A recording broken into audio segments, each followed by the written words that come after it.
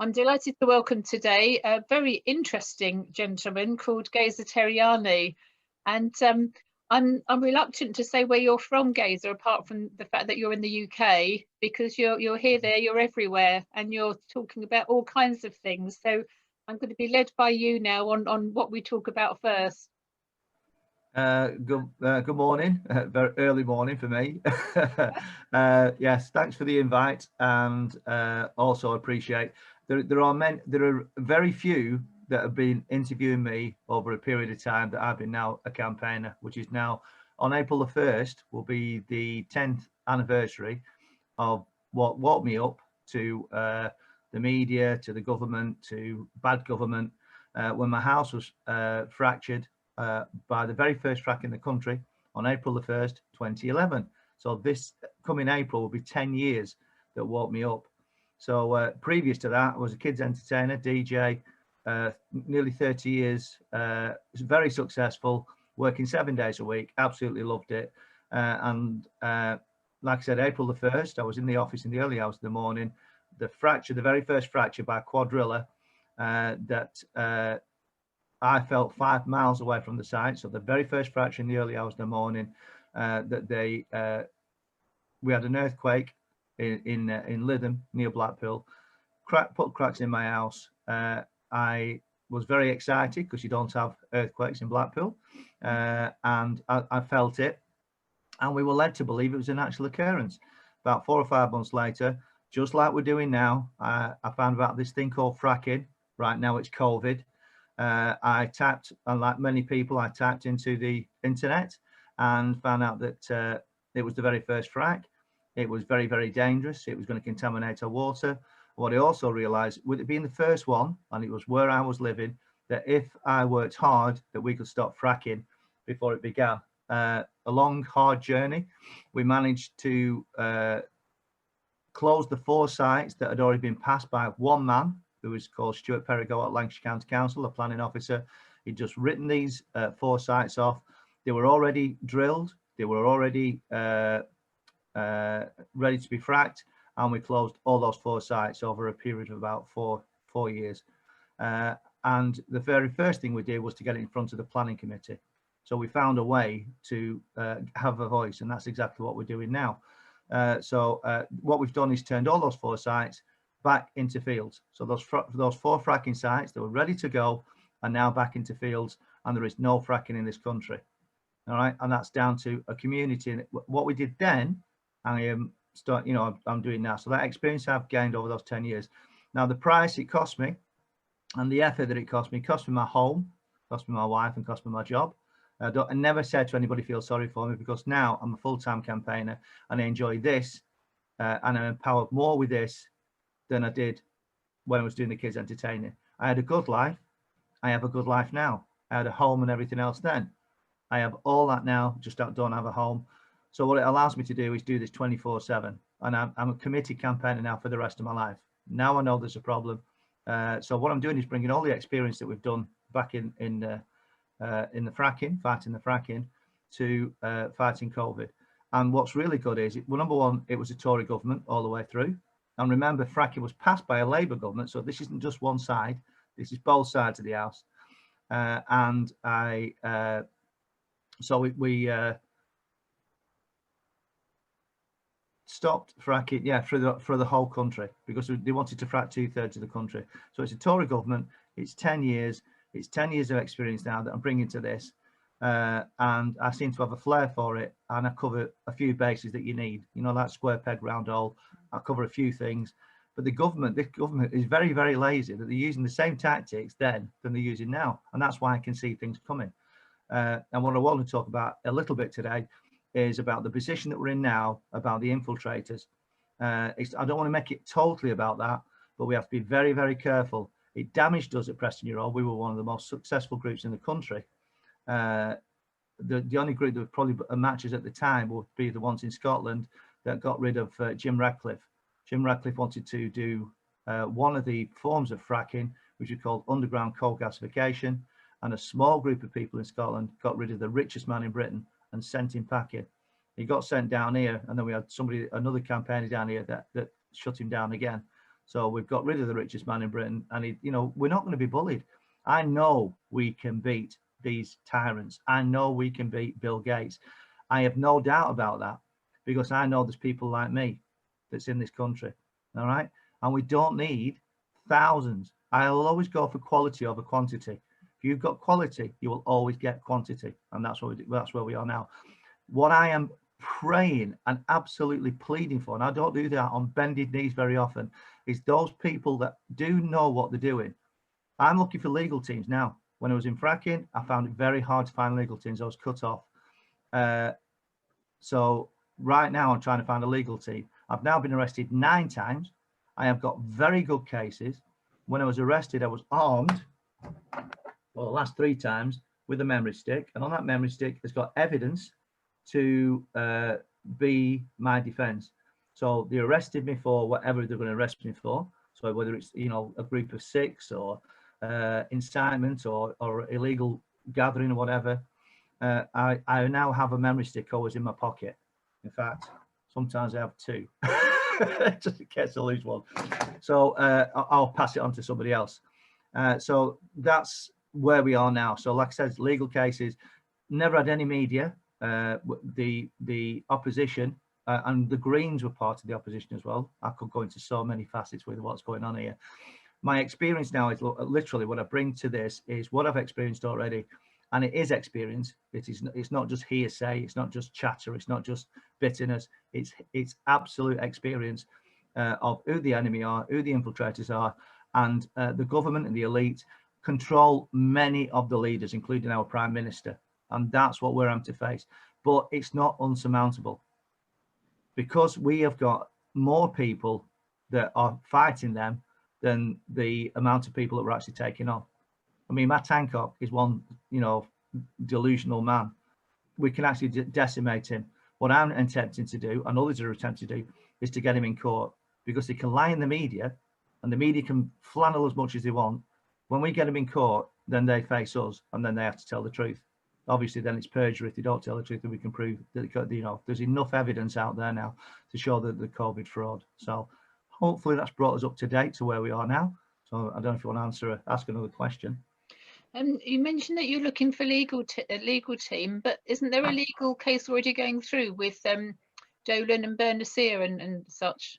There's various ones, but we need it on every level. What I'm saying to you is, right, what I did was initially when we're doing the fight at Lancashire County Council, this is again a little bit of the background. When in 2014, I brought all the groups together that were wanting to get their case over to Lancashire County Council Planning Committee. So we had to convince the Planning Committee and get the evidence in with them.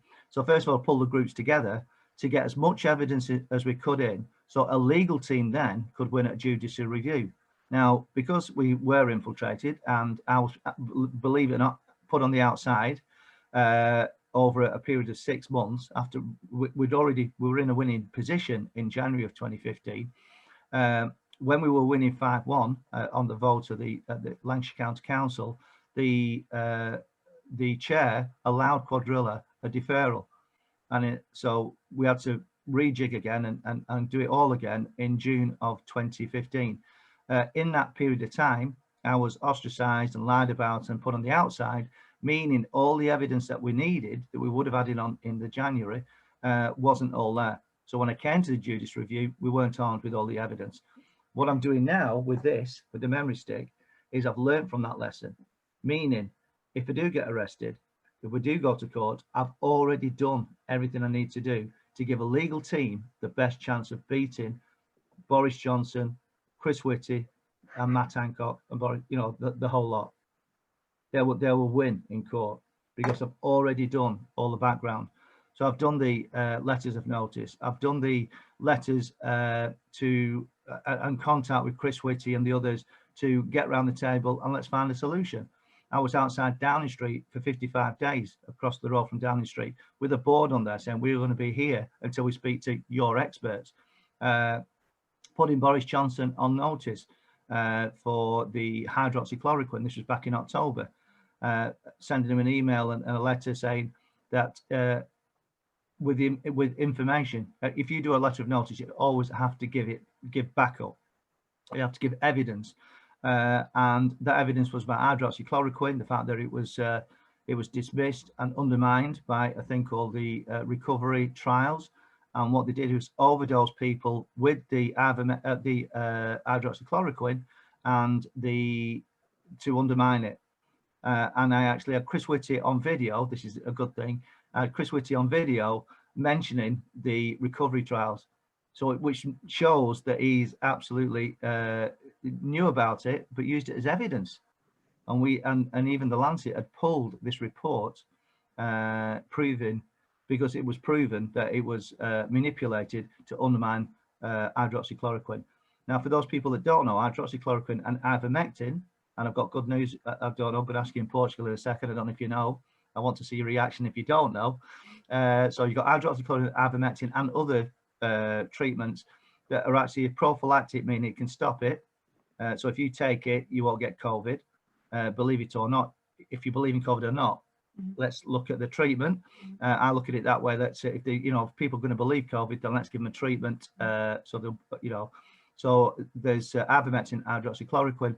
It's a prophylactic, but also if you take it in the first 5 days, then you don't get any symptoms of or milder symptoms, and you're cured. It's only after those 5 days that you have to go, get ill enough to go on an ICU. Now, I've just heard yesterday, I don't know if you know this, but ivermectin is now available in Portugal. I didn't know. I'm keeping my head down, even though I'm on, podcasting all over the place. Yeah. And I've been banned again off of Facebook this morning. I didn't know that, and we have limited news over here, as I'm sure you know worldwide. So we're only told certain things. Yeah. Being that I'm in an expat kind of setup, things that come to us, it's through translation and so on. So I mean, I'm actually going to the British consulate this morning for something, so I'll ask there. But the rules here seem to change according to the mood and the amount of police that stop you when you're on the road. Yeah. And so we have to be careful on where we go and what we do, what we say, etc., etc. Having said that, like you, I won't be silenced. I've had so many people say horrible things, and it upset me in the beginning, because it's hurtful when you know that people are just being vindictive and lying about you. It says more about them than it does about you, but it still hurts, doesn't it? So how have you? Well, you were obviously thick-skinned in the first place, Geza, but I mean, how have you kept going? You've lost your home, your wife, you're living, the whole bit, and yet you say you've now got a good life still. Yeah, well, that's what it is. The thing is, I'm offering a service. I am a full-time campaigner, and I will be. The thing is, when I was a kids entertainer DJ, maybe not a DJ, but kids entertainer, I was never going to retire. I love the job. And right now, I'll be a campaigner until I drop, or until they put the bullet in me. That's the only thing that's going to stop me, right? They know I have no fear. They know that I will keep going until I destroy my enemy. And our enemy are the traitors in government. Now, I've never worn a mask from day one. I've never, even in the police station, arrested 9 times, no mask. When I've got to tell this to everybody, so I like to pass things on. When they do this temperature thing, don't have it on your head, do it on your wrist. Yeah, that's what I do. Yeah, I tell everybody the same. Yeah, even the police officers. They don't know, do they? You go into even some offices. So an accountant that I was using, the accountant's person on the door, they put this thing, and I'm going, no, this, and they think you're completely bonkers, but there we are. It's a thinner skin. You can actually get a better temperature on your wrist as well. Yeah. I mean, if you want to sell it, that's the way to sell it. But even in the police station, I've never worn a mask. I think I've only been approached twice, because I own it. So if I go into a store, nobody comes near me, because they know that, well, number one is the hat on, right? Just say no. But also, I mean, I'm a beacon with a red hat on when I go into a place. But I've been only asked 3 times in all that, in a whole year. So I own it. I'll go in there. You can try and ask me if you will, but I'll just say to you, what's your name? Because it's you that's going to be suing. We're winning cases, £7,000 a time. I says, that's great. I'll go into my bank account. I really don't mind. So if you want to take this any further, I'm happy to give you my name, only if you give me your name. your rank, and because I said, I'm doing this for you, and that's all you need to say to anybody. Say, look, you've been put in a position that you're an employee or a security or whatever, but it's you I'll be suing, and I don't want to do that because it's the government wants us all falling out with each other. And if you are calm and say it that way, then they don't even bother with you. You say, look, you don't know me. I said, I am exempt, but you can't ask me why I'm exempt. All right. And I said, I don't have to explain that to you. But if you want to take it further, I says, I need your name. I'm happy to give you my name because I will take money off you in court, and it'll be off you personally. I've only had to do that twice because that's it. If you're armed with knowledge, and if you're armed with confidence, and obviously with my background, I've always had confidence. But what I want to do is pass that on to people, because the thing is, we've got enough people now to finish the job. Not only just in the background. And by the way, I've got to say to all those people as well, like in fracking, it's the people in the background. It's not people like me. It's not people that get up on a stage and shout louder than anybody else that actually win this. It's the people in the background doing the grinding, the work, putting leaflets through doors, doing the legal work, and that takes many, many hours. So when you've got people out there, that's why I can see a lot of these infiltrators and a lot of these people, some lying in their own pocket, some industry, or government. I can see them, right? But what I do know is there's so many other people that's in the background. It's like now we've got the mayoral elections coming up, so I'm going to be, well, I'm going to say I'm going to aid, let's just say. So is it Lawrence Fox, Piers Corbyn, yes. and David Curtin? I will be supporting all three of them. Because the reason being is, the more they speak out, the more it's hard for the papers to bury it. So there will be debates in the mayoral elections.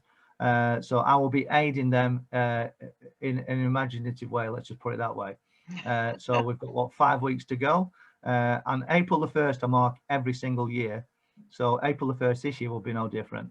So in fact, it will be, to me, a seminal moment, as in it'll be 10 years when my house was fracked and woke me up. So 50 years of learning my skill and learning what to do. And like I said, I was a very successful DJ, kids entertainer, very successful. I was working, like I said, 7 days a week, and I never had a holiday, you know what I mean, because I just love my job. I don't have a holiday when I'm doing this because I love my job. The difference is now is I don't drink, I've never smoked, I don't do drugs, I just do this all the time. So I have a clear mind. And also, you're in positions sometimes where it does get volatile. And if you've had a drink and you've got a lot of anger, and I have, my anger's my engine, that keeps me going. All right. But I've learned that lawful, peaceful protest is the way, and it's why we beat the government. They're trying everything to lock me up. They even tried to threaten me with sectioning. I've had it all thrown at me. I've been called a paedophile, a thief, fraud, wife beater, women hater, trans, you name it. I've been called all of it. I just smile because you say, where's the evidence? Yeah. The burden of proof is in the accuser. Where's your evidence? And there is never any. And they can never see me face to face. And that's why this is a rare occasion where you're actually interviewing me now, where they, I've had 6 interviews, and two of them have turned weird. The ones that interview me have turned weird since then. But again, a lot of people that are doing these podcasts and things are regular, ordinary people. So, you've got to accept that some people will believe the lies. But when you're being called Mossad, one of the people actually said that I work for Mossad. If anybody's seen my past record, I do a lot of podcasts. A lot of my recordings when I first started doing raw news was down at the Preston New Road site, and that was because I was barred on Facebook. At beginning, I think it was about halfway through March, I was blocked, face blocked on Facebook, and I found out that if you do a live feed, you just bypass it, go straight out to the public. Went, oh, I'll use that. You see, that's what happens when you have a problem. You've got to find a solution, and that's how I work, problem solution. So what I did then was I went straight onto doing live feeds, and that's how Raw News was born, by mere necessity. That was the only way to get it out. So Raw News was born by them blocking me on Facebook. I probably wouldn't even used it for another year or two after that, because I can't do all this technical stuff. All I do is I'm good at campaigning, motivating people, passing on experience, and it's knowing your skills, you know, and that's what I do. And like I said, I don't need much to eat. I need very little. And like I said, just if I have a settee somewhere in somebody's location, I'll come there and pass on the experience. I mean, that's you know, from the fracking days to where we are now with the COVID and also 5G. I'm meeting a good group in Bristol at the moment, and hopefully I can get their experience to the rest of the country, like we did with fracking, with the 5G and COVID. We can, you know, we can talk to other people, because they say to everybody is if you talk to, you know, if you're in conversation, that's exactly what the government do not want us to do. That's why they do the social distancing, lockdown, so you can't speak to each other. Well, like I said, I've driven many thousands of miles, hugged a lot of people, kissed a lot of people, and have I had COVID? Nah, I'm building up my immune system, which I didn't even know I had before COVID. So thank you. Like fracking, COVID's got a lot of bonuses as well, because there's people now becoming doctors that didn't know about immune system, didn't know about good diet, didn't know about, you know, COVID or viruses, you know, vaccinations, or the difference between a vaccination and a jab. You know, they're and hydroxychloroquine and ivermectin, you know, 2 cures and prophylactics. So, you know, so you know, a lot of people are going to be becoming doctors through this, I reckon, you know, because it's started those journeys, and there's a bonus to everything. Absolutely. And I think the natural world, you know, has a lot to be spoken for, and how simply we can live very, very kind, caring, thoughtful, in collaboration with people. We don't need a lot, and you're living proof. And it sounds as though your life is very simple, yet it's very full, and it's full of passion. I wouldn't say you mentioned anger. It's passion, isn't it? It's passion that drives us. No. Well, no, that's where we will disagree, because what I'll say is passion is art and music, and I love both. Right, that's a passion for that. But mine is anger. My anger is my engine that drives me, and you know, the more angry I get. So if anybody pushes me, I go back twice as hard on them, and that's what it is. But I do it in a controlled manner. So I use it as a controlled manner. So what you're doing is a negative and using it as a positive. You know, I always try and turn everything into a positive. Can I just ask you, what's your background? You're naturopath or well, I'm a herbalist or something? Well, no, I never know quite how to describe myself. So I've done lots of. I'm in my 60s now. I've done lots of different things over the years. I've had cancer 4 times. I cured myself of a kidney disease I was born with, and told I'd be on drugs for my whole life. And when I was in my 40s, I was introduced to natural health and well-being. So for the past 25 years, pretty much, I've been into health and well-being. I've been chief executive of a law firm. I've run one of Ernst & Young's big consulting divisions with over 200 staff. I've got a master's degree in legal practice. I've run the legal department for a local authority. I've had my own businesses either as a mentor or a what do you call it, transformational change person. But I've specialised in people and team dynamics my whole life. So whether it's my own businesses or whether it's running them for other people as a mentor or whatever. And the thing that runs through, from my perspective, is behavioural psychology. And latterly, in the last 10 years, well, 11 years through my cancer journeys, actually, no, it's 12 years now, it's how our behaviour affects our health. And for some people, the anger that you have would kill them. For you and your personality style, clearly it's the thing that drives you. I also have that same element in my behavioural profile, and that's what saved my life, you know. So I'm not everybody's cup of tea, neither are you. You know, we're not people who are going to be, you know, best buddies with everybody on the planet, but we are people who get things done. We inspire people to look after themselves, look out for themselves, you know, however you want to phrase it. You mentioned raw news, Geza. What is raw news? That sounds interesting. Can I just say, pleased to meet you? And you do look like a judge in that chair. It's my mastermind chair. I'm just on a little folding down chair. Look at you, you've got a massive leather chair there. Well done. Yeah, raw news. I put it out. Well, when on Facebook, it used to be Monday, Wednesday, Friday, and Sunday. You know, so I'd give myself a breather, and then we could get out to a lot of people, and the numbers were building. But now it's 7 days a week because there's just so much coming in. We have so much information coming in, and what I try and do is give as much information and contact and context to people that they can help themselves.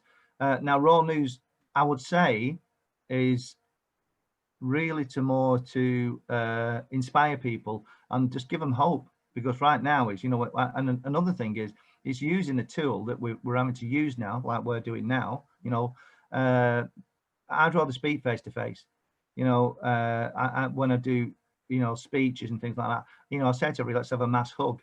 You know, let's share our antibodies. So, you know what I mean? Herd immunity. But I mean, you know, I'm a people person, I'm a face-to-face person. But when I'm doing this, it's like I would say at particularly New Year and Christmas Day were 2 times when I knew people would be really, really down. And I put a call out and I said, well, if I get 10 likes, I think it was, or 20 likes, if I get 20 likes, I'll do a live feed on that day and I'll give a number out. And it worked. There were so many people that were down because we've gone through 20, well, let's just say Christmas. Christmas is always a bad time anyhow for a lot of people if they're on their own, especially if they've been on their own since March of last year. And I weren't getting phone calls, you know, and it did pull a few people through as other people was doing as well.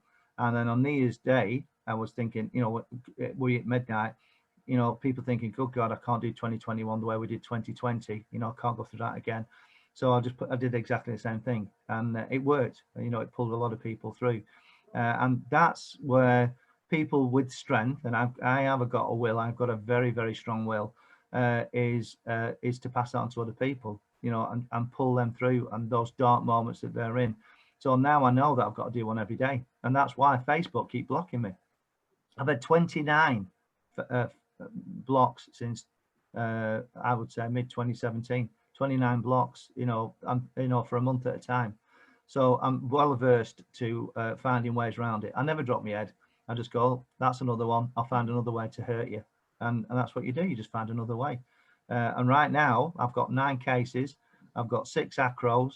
I've got enough evidence that anybody, I will say it again, any legal team out there, you will win the case. You will save our country if you take me on, because, you know, I don't know what else to do. I've phoned Bymans, I've got in contact with the Matrix, I've got in contact with, and it's exactly the same as when I was doing the fracking. I gave you enough evidence, enough arrest. I was arrested 6 times down at Preston New Road, 2 times, and one of the times was breaking the longest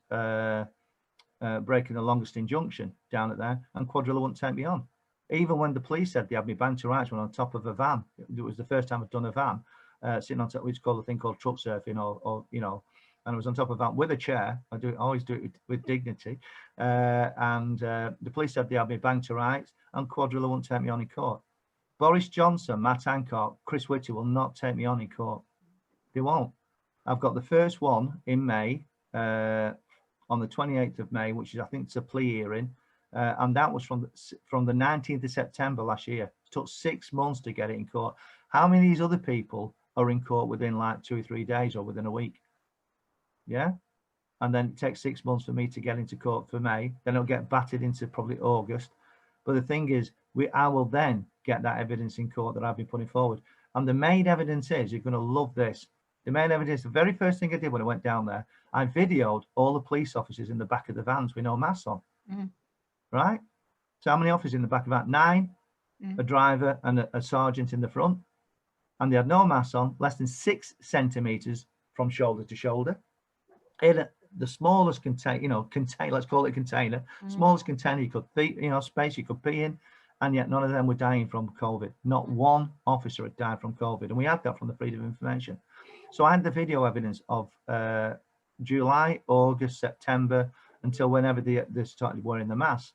So I also then wrote it down in one of my reasonable requests And this reasonable request was handed to the police, the Met Police, when I was in the protest pen on the 21st of September with that evidence. Saying, why have no police officers died when you know that it's a fraud because none of your officers died when you've been so close, wearing no masks, yet you've been paying, handing out fines, knowing it's a lie. And that was also handed into Cressida Dick, where on that freedom of what I do a thing called a reasonable request. So again, I'd just like to pass that on. When I was down at Preston New Road, what I normally do is I'll watch my enemy. I'll sit there and find the weaknesses.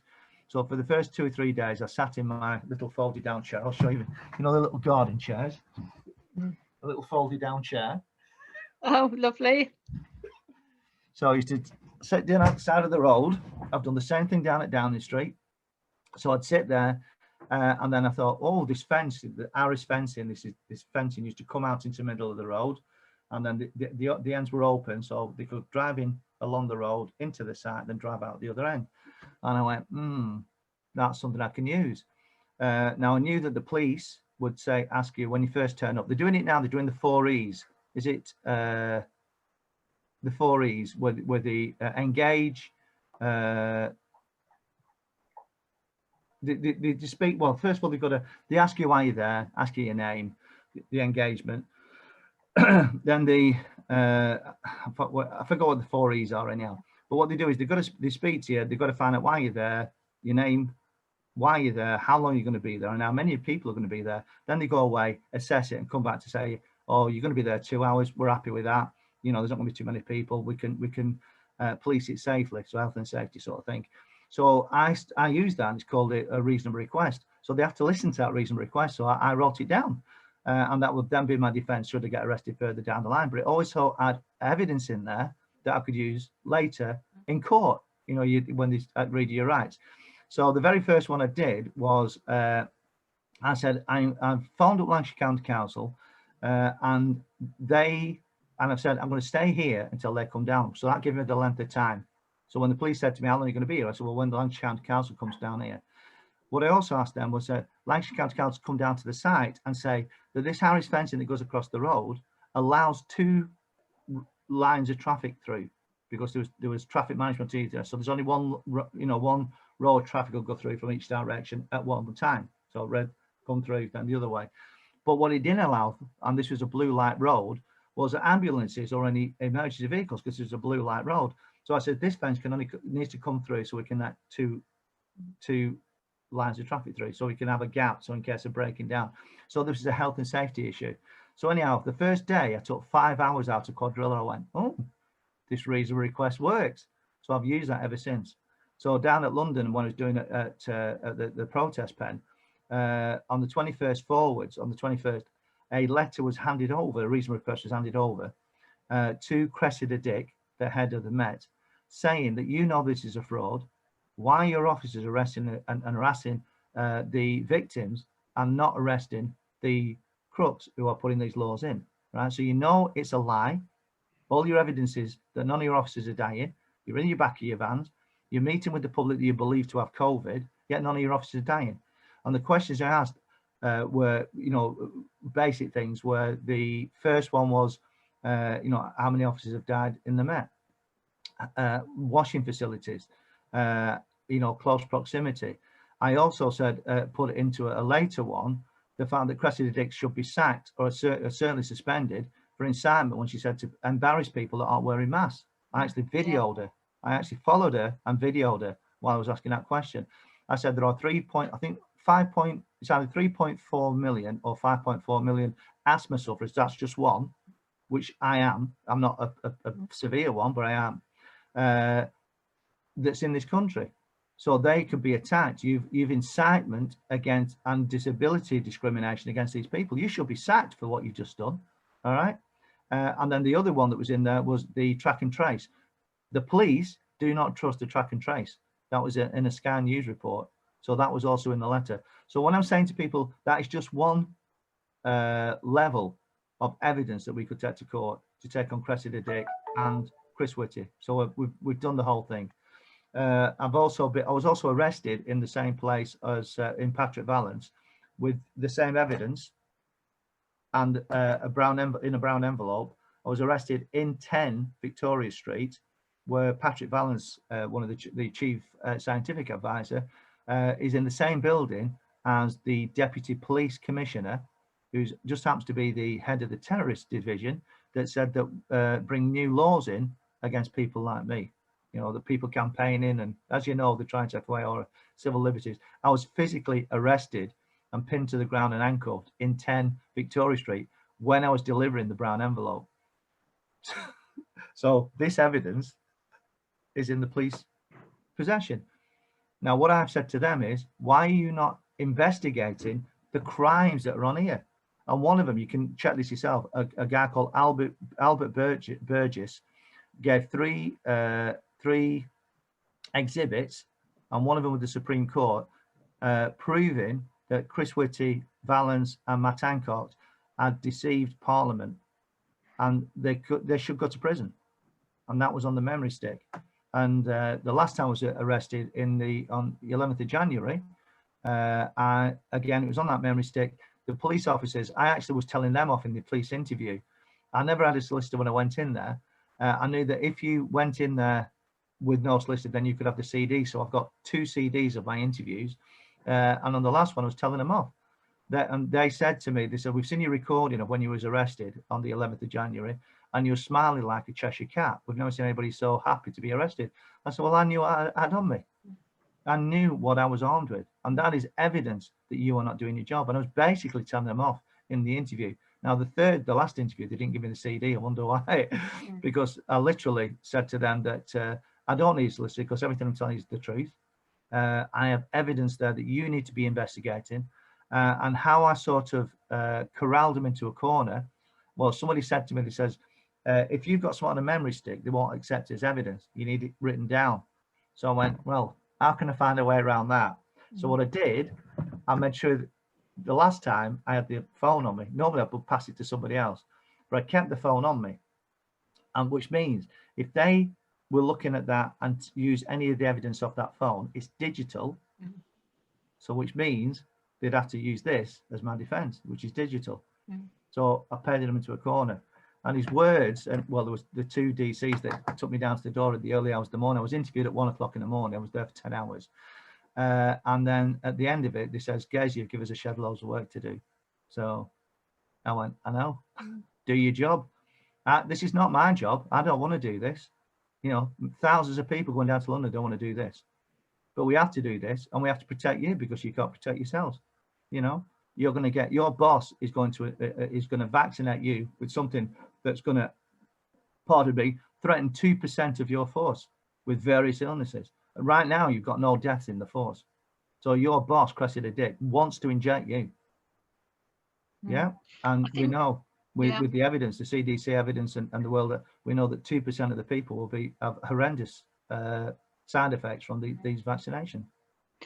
It's a very difficult situation that the police are in, because they can't even hide behind, oh, well, I'm only doing my job because of the Nuremberg trials and Nuremberg Code, etc. We're going to have to continue this another time, Geza, because I've got to go off to the consulate to do some paperwork. It's been an absolute pleasure. We've barely got started. We've got lots more to talk about. I know for sure. Absolutely, it's been lovely chatting with you this morning, and I'll be in touch to arrange again very soon. And also, I've got my own platform. We're recording this on Zoom. However, I've had my own private platform created, okay. And I'd be very thrilled if you'd like to use that anytime. Yeah. Well, good luck today. Thank you. See you later, Judge. All right. Actually, I was in the police. I was a special constable in my early 20s. I was 22, and my dad was a police inspector. My dad would be absolutely turning his grave now. He would be horrified. A book. Oh God, where is it now? Oh, where have I put it? Give me a second. Right. 2 seconds. Yes. You need to read this book. Okay.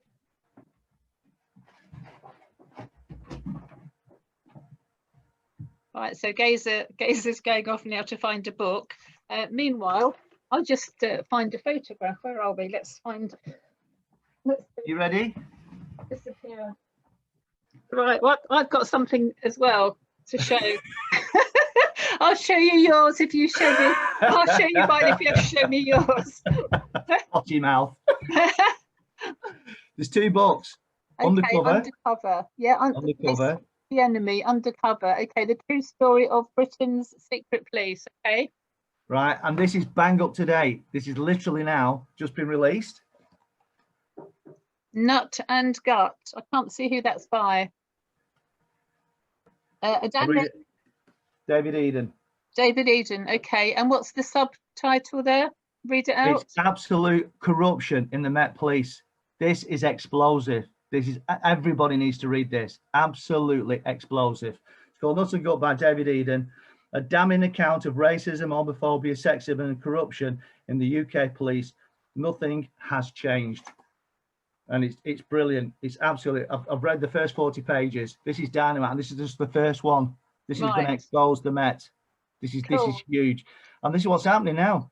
You know, the awakening has begun. I don't do all the awakening stuff, but I do all the fact is that people like you and me talk to each other, and there's a connection because we just want to put everything right. Absolutely. So yeah, I'm glad. I'll show you Nut and Gut. That sounds really good. I have to get hold of a copy of that. Yeah. I'll show you a picture now. I'll show you mine now. So this is my dad. My dad was that's him as an inspector in the police. He finished up in K Division, and if you look at around the top, I've only just noticed. Well, it's been brought to my attention that the checkered pattern there on the police uniform is Masonic. Yeah. I had no idea. My dad died in 1976. He was only 46. And my mum subsequently told me that Dad was invited to join the Masons and declined. And I'm so proud, so proud. And you should be. He would be thrilled to know what I'm doing now. And my family, my close family, are so embarrassed about me. They all but disowned me. All of us. Yeah. But that's what connects us. The thing is, we're all exactly. It's just how we deal with it.